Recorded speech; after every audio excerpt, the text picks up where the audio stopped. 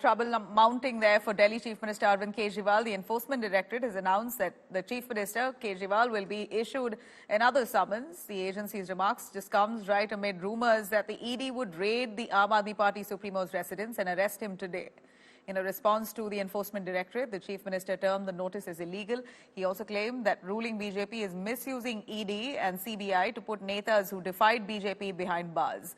He's added, while ED and CBI is picking up cases against opposition netas, the agencies are soft on the BJP's corrupt politicians.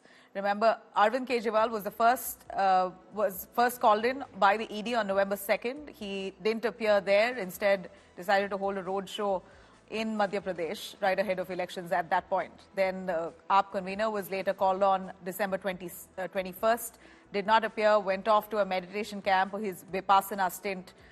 The third summons came in this Wednesday, to which Kejriwal said, the summons itself is illegal, I won't appear. 2 साल से BJP की सारी agencies कई red मार चुकी हैं, कई लोगों को गिरफ्तार कर चुकी हैं, लेकिन अभी तक एक भी पैसे का हेरफेर कहीं नहीं मिला, कहीं से एक भी पैसा नहीं मिला। अगर भ्रष्टाचार वाकई हुआ है तो इतने करोड़ों रुपए गए कहां?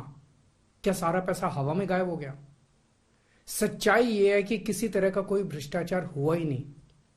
अगर होता तो पैसा भी मिलता। ऐसे फर्जी केस में आम आदमी पार्टी के कई नेताओं को इन्होंने अभी तक जेल में रखा हुआ है। किसी के भी खिलाफ कोई सबूत नहीं है, कुछ साबित नहीं हो रहा, खुलेआम गुंडागर्दी चल रही है, किसी को भी पकड़ के जेल में डाल दो। इन्होंने मुझे समन भेजे हैं। मेरे वकीलों ने मुझे बताया कि यह समन गैर कानूनी है। क्यों गैर कानूनी है? यह मैंने इनको विस्तार से लिख के भेजा है। मैंने बताया है कि उनके समन कैसे गैर कानूनी है, लेकिन उन्होंने मेरी एक भी बात का जवाब नहीं दिया। इसका मतलब उनके पास मेरी बातों का जवाब नहीं है। इसका मतलब वे भी मानते हैं कि उनका नोटिस गैर कानूनी है। क्या मुझे एक गैर कानूनी समन का पालन करना चाहिए? अगर कानूनी रूप से सही समन आएगा तो मैं पूरा सहयोग करूंगा। जो इनकी पार्टी ज्वाइन कर लेता है उसके सारे मामले रफा दफा कर दिए जाते हैं। जो इनकी पार्टी में नहीं जाता वो जेल जाता है। आज मनीष सिसोदिया, संजय सिंह और विजय नायर इसलिए जेल में नहीं है कि उन्होंने भ्रष्टाचार किया है, वो इसलिए जेल में है क्योंकि उन्होंने बीजेपी में शामिल होने से इनकार कर दिया है। लापरवाह नेता बन गए हैं।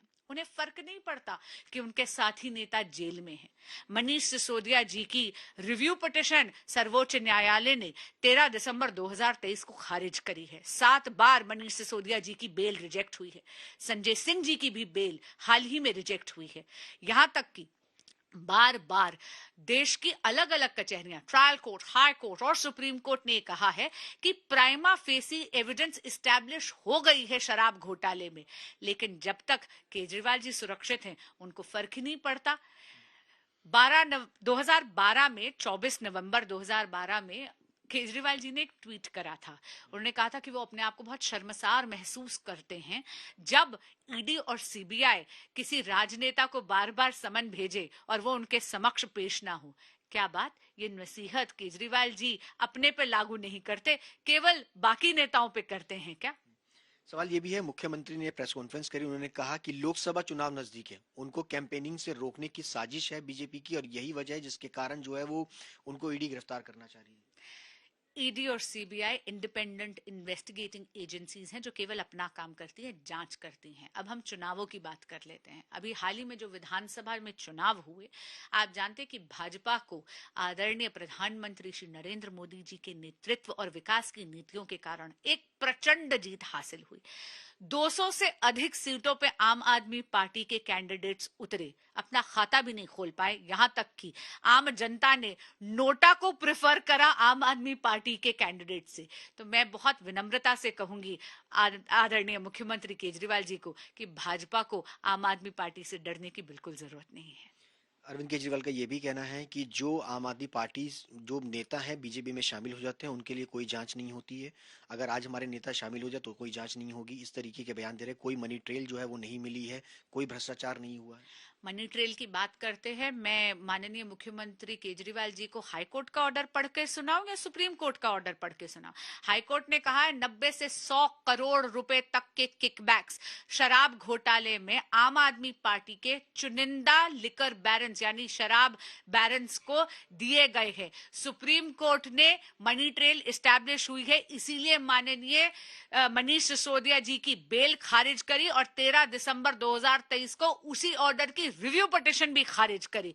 तो ये बड़े बड़े दावे जो कर रहे हैं केजरीवाल जी, मैं उनको कहूंगी जो आप बार बार कहते हैं कट्टर ईमानदारी का दावा करते हैं, और आपने तो ये भी कहा था कि आप जांच से डरते नहीं है। जाइए जांच में जुड़िए, और section 50 subsection 3 of the PMLA act अनिवार्य करता है कि अगर समन भेजा गया है तो आपको ईडी के समक्ष पेश होना अनिवार्य है।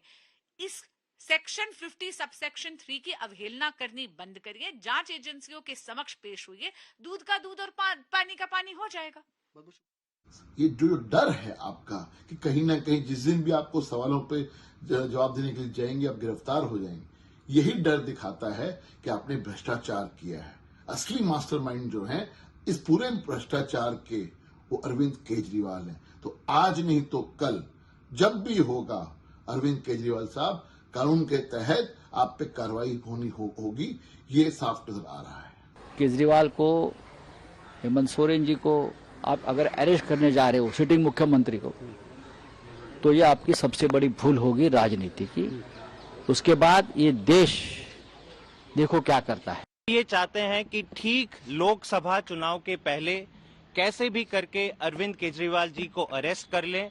इतना ही नहीं, इंडिया अलायंस के कई बड़े नेताओं पर ईडी की कार्यवाही चल रही है, उनको भी अरेस्ट कर ले ताकि मोदी जी को विपक्ष का सामना ना करना पड़े। आम आदमी पार्टी अरविंद केजरीवाल जी हर इन्वेस्टिगेशन से कोऑपरेट करने के लिए तैयार हैं, बशर्ते कि वो कानूनी प्रक्रिया के तहत हो। जो जनता के विकास का पैसा सरकार के पास आना चाहिए था, वो कमीशन को 5% से 12% बढ़ाकर और शराब के ठेकेदारों को दिलवा दिया गया। उसमें से आधा पैसा खुद खा गए, करोड़ों का घोटाला कर लिया। अब ईडी के लिए सवाल पूछने के लिए पूछ रहे हैं विधवा विलाप करके। केजरीवाल को गिरफ्तार किया जा सकता है। अगर पुलिस किसी के घर बार बार जा रही है, बुला रही है, नहीं आ रहे हैं, तो उसको गिरफ्तार नहीं किया जाना चाहिए क्या? आपको जांच एजेंसी ने मौका दिया कि आप साक्ष्य रखिए, लेकिन आप भागते रहे। भगोड़ों की तरह व्यवहार आपने किया। लेकिन आज सुबह से मैं देख रहा हूं कि चोरों की बारात शोर मचा रही है, हंगामा बरपा रही है। अरे भ्रष्टाचार किया है, चोरी की है, अपनी चोरी को भी इवेंट बनाना चाहते हैं आप। शर्मनाक है आपका व्यवहार।